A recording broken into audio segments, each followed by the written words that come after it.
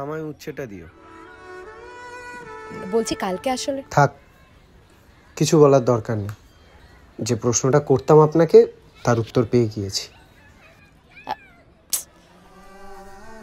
এই যে আপনি আমার কথাটা তো শুনুন। কোনো দরকার নেই। আর যাই হোক, আপনি ক্ষমা তো চাইতে আসেননি। খুব রাগ না আপনার? রাগ আর আমার? আপনি নিজে দোষ করে নিজেই রাগ দেখিয়ে যাচ্ছেন। একদম ভুলভাল বকবে না।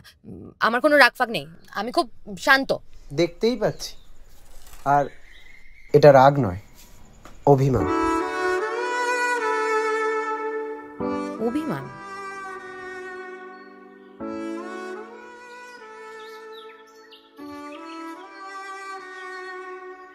আল্লাহ আবদার খুনসুটি অল্প,